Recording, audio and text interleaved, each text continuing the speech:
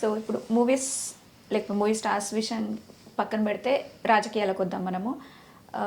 చిరంజీవి గారు ఒకప్పుడు పార్టీని స్థాపించారు, బట్ తర్వాత మళ్ళీ కాంగ్రెస్లో కలిసిపోయారు. కానీ తనకి ప్రస్తుతానికి పాలిటిక్స్ ఇంట్రెస్ట్ లేవు అని చెప్పినా కూడా బీజేపీ చిరంజీవిని వాళ్ళ పార్టీలోకి లాగడానికి చాలా గట్టిగా ప్రయత్నిస్తుంది, ఒక మెగా ప్లానే వేసింది అంటున్నారు.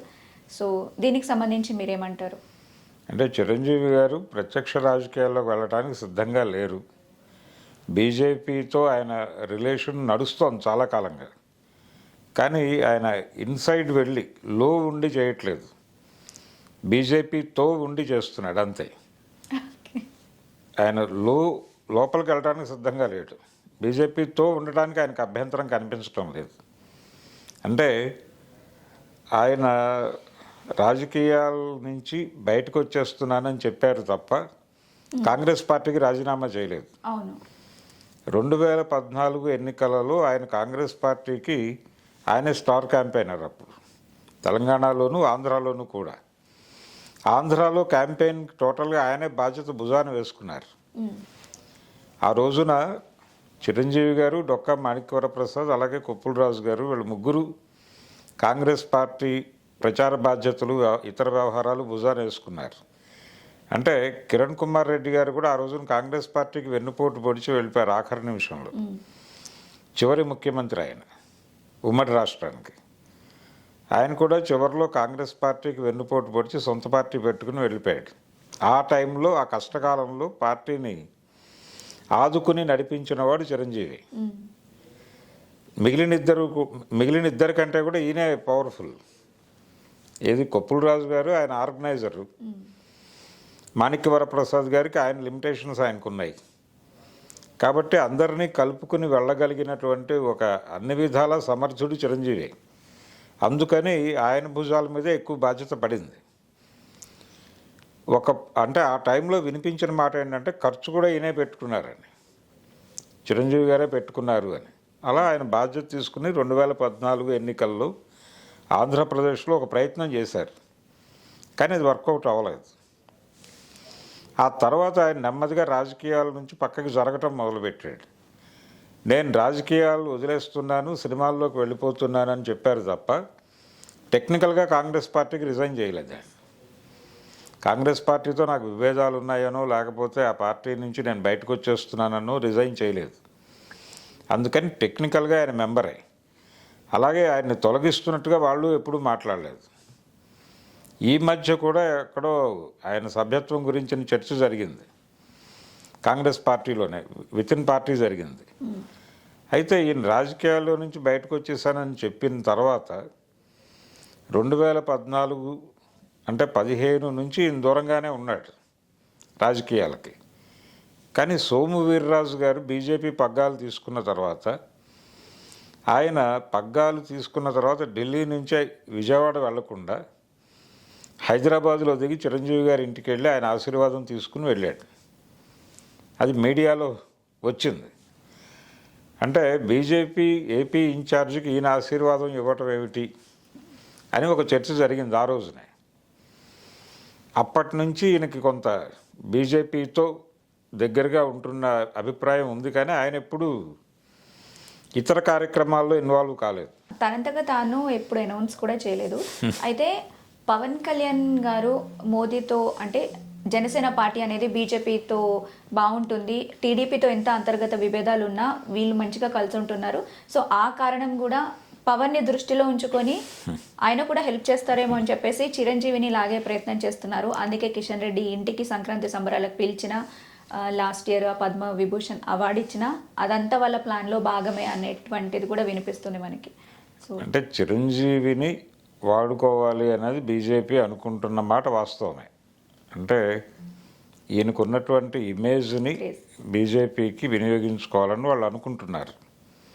కానీ ఈయన ప్రత్యక్షంగా రోడ్డు మీదకి రావడానికి సిద్ధంగా లేడు, రాడనేది నా నిశ్చిత అభిప్రాయం. ఓకే, ఫ్యూచర్లో కూడా వచ్చే అవకాశం లేదు. ఆయన అలాంటి బాధ్యతలు భుజాన్ని వేసుకోడు. ఆయనకు ఆఫర్లు వచ్చినాయి, ఆయనకు రాజ్యసభ ఆఫర్ కూడా వచ్చింది. వచ్చినప్పటికీ తిరస్కరించాడు. ఆయన తిరస్కరించి వెనక్కి వచ్చేసిన సందర్భం కూడా నాకు తెలుసు. అయితే ఆయన ప్రత్యక్ష రాజకీయాల్లోకి రాకపోవచ్చు కానీ వెనకాలండి హెల్ప్ చేసే ప్రయత్నం చేస్తారు. ఓకే. అంటే ఒకప్పుడు అక్కినేని నాగేశ్వరరావు గారు కాంగ్రెస్ పార్టీకి అలాంటి హెల్పే చేశారు. కృష్ణ గారు ఎన్టీ రామారావు గారికి అగైనెస్ట్గా సినిమాలు తీసి హడావిడి చేశారు కానీ నాగేశ్వరరావు గారు ఎప్పుడూ అలాంటి పని చేయలేదు. ఆయన సలహాలు ఇచ్చేవాడు, ఎలా హ్యాండిల్ చేయాలి, ఎలా వ్యవహరించాలి, ఓకే. తెలుగుదేశం పార్టీతో ఎలా వ్యవహరించాల్సి ఉంటుంది, ఇలాంటి అడ్వైజర్స్ ఇచ్చేవాడు ఆయన. అంతవరకే పరిమితం. ఈయన కూడా అంతవరకే పరిమితం అవుతారు బీజేపీతో. అంటే బీజేపీతో ఈయనకి కొంచెం ఎక్కువ చొరవ ఉంది, వాళ్ళు ఈయనతో కలవటం అనేది ఫ్రీక్వెంట్గా జరుగుతోంది. అలాగే గత ఎన్నికల కంటే ముందు కిషన్ రెడ్డి గారు ఆయన పరస్పరం మాట్లాడుకున్నటువంటి ఒక వీడియో, ఆయన్ని ఇంటర్వ్యూ చేశారా, ఈయన్ని ఇంటర్వ్యూ చేశారో తెలియదు కానీ ఒక వీడియో పోస్ట్ చేశారు. అంటే ఆ వీడియో పోస్ట్ చేయడం వెనకాల చిరంజీవి గారి అభిమానుల్ని బీజేపీ వైపుకి డ్రైవ్ చేయటమే టార్గెట్. అందుకే ఆ వీడియో చేశారు, బీజేపీ వైపుకి డ్రైవ్ చేయటం. అది రెండు రాష్ట్రాల్లో కూడా. అలాగే అక్కడ ఆల్రెడీ కూటమి ఉంది, బీజేపీ కూడా ఇన్వాల్వ్ అయి ఉంది అక్కడ. ఈయన పవన్ కళ్యాణ్ గురించి మాట్లాడినా వాళ్ళ గురించి మాట్లాడినట్టుగానే చూడాలి. కిషన్ రెడ్డితో మాట్లాడుతూ ఎన్నికల కంటే ముందే ఆయన కిషన్ రెడ్డి గారు ఒక ప్రశ్న అడిగారు చిరంజీవిని, మీరు ఢిల్లీ వచ్చినప్పుడు మా ఆఫీస్కి వస్తానన్నారు, రాలేదు, ఇప్పుడు ఎలక్షన్ దగ్గరకు వచ్చేసింది అన్నాడు ఆయన. అంటే ఎలక్షన్ అయిపోయిన తర్వాత వస్తాను, ఎన్నికల్లో మీరే గెలవబోతున్నారు, మీ పార్టీయే ప్రభుత్వం ఏర్పాటు చేయబోతోంది, మళ్ళీ మీరు అదే ఆఫీస్లో ఉంటారు, నేను వచ్చి కలుస్తాను అన్నాడు ఆయన. అంటే గెలుస్తారా లేదా అనేది అప్పటికి ఇంకా వాళ్ళకే క్లారిటీలు లేవు. ఈయన మాత్రం కాన్ఫిడెంట్గా చెప్పేశాడు. దాన్ని బట్టి చూస్తే ఆయన చాలా దగ్గరగా ట్రావెల్ అవుతున్నారు బీజేపీకి అనేది అర్థమవుతుంది. ఇలాంటి అనేక సందర్భాలు. అల్లూరి సీతారామరాజు విగ్రహావిష్కరణకి చిరంజీవినే పిలిచారు. ఇలా చాలా సందర్భాలు. ఇప్పుడు తెలంగాణలో కిషన్ రెడ్డితో మాట్లాడటంతో పాటు అక్కడ అంటే ఏపీ చంద్రబాబు నాయుడు గారి ప్రమాణ స్వీకారం సందర్భంగా మోడీ గారు వచ్చినప్పుడు ఆయన చంద్రబాబుతో కంటే కూడా చిరంజీవితో ఎక్కువ సమయం గడిపాడు అక్కడ. అలాగే కార్యక్రమం అయిపోయిన తర్వాత ఆయన ప్రత్యేకంగా పరిగెత్తుకుంటూ వెళ్ళి, వీడియో ఉంది అది, వెళ్ళి పవన్ కళ్యాణ్ని చిరంజీవిని పట్టుకొచ్చి ఇద్దరు చేతులు పైకెత్తి ప్రజలకు అభివాదం చేశారు ఆయన మోడీ గారు. అది కూడా ప్రజలు గుర్తుపెట్టుకున్నారు ఇప్పటికీ.